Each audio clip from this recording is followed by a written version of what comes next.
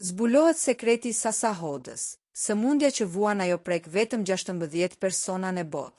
Ja si fitoi luftën për jetën dhe hyn në Big Brother VIP Kosova. Hyrja e Sasa Hodës në shtëpinë e Big Brother VIP Kosova ka emocionuar mbar publikun, por pak e din të merin që ajo ka kaluar për të mbërritur këtu.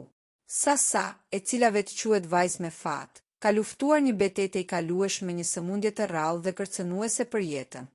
Detajet janë shokuese. Sasa është diagnostikuar me hemangioma, një formë e rrallë të tumorit të enëve të gjakut, e cila, sipas saj, prek vetëm 16 persona në të gjithë botën.